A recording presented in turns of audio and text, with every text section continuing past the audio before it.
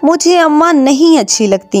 छोटी कमीजों का दौर हो तो मेरी लंबी लंबी कमीजें सिलवाती, और जब लंबी कमीजों का दौर आया तो उन्होंने लंबी कमीजों को कटवा कर घुटनों तक करवा दिया। अच्छे से अच्छे कपड़ों का सत्यानाश कर देती थी। किसी फंक्शन में जाना हो तो लाख मिन्नतें कर लो, कभी लिपस्टिक तक नहीं लगाने दी। कहती थी जब दुल्हन बनोगी तो रूप नहीं आएगा। स्कूल से निकलकर कॉलेज आई तो कसकर हिजाब उड़ा दिया गया। यूनिवर्सिटी में लड़कियां बाल खोले इतनी प्यारी लगती, और एक मैं अभी से बूढ़ी लगने लगी थी। अम्मा कस कस कर मेरी 2 चोटियां बनाती थी। बारहा कहा, अम्मा एक चुटिया बनाने दें, 2 का रिवाज नहीं है, और स्कार्फ के अंदर 2 चोटियों से मेरा चेहरा अच्छा नहीं लगता है। लेकिन अम्मा कहाँ मानने वाली। कॉलेज से बहुत अच्छे नंबरों से पास होकर यूनिवर्सिटी पहुंची। सोचा अब मैं बड़ी हो गई हूँ, यहाँ कुछ मनमानी करूँगी। लेकिन अम्मा ने यहाँ भी मेरी जान नहीं बख्शी, हद ही करती थी।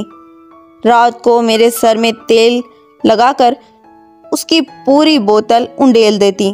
कहती कि पढ़ाई की मेहनत से बाल न झड़ जाएं तेरे। मुझे इनसे सख्त चिढ़ होने लगी थी।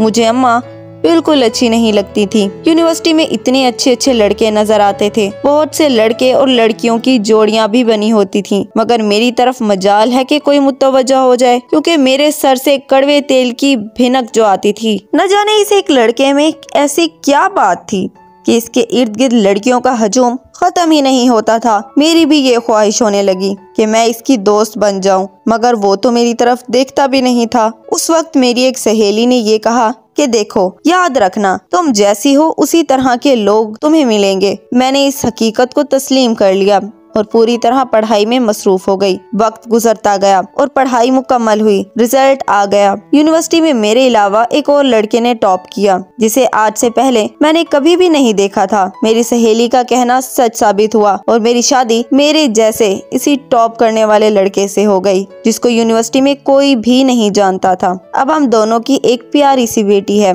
मेरी जो ख्वाहिशात मेरे दिल में रह गई थी, मैं इनको अपनी बेटी को सजा संवार कर पूरा कर रही थी। जब लोग इसे सताइशी निगाहों से देखते, मैं बाग बाग हो जाती। अब वो बड़ी हो रही थी।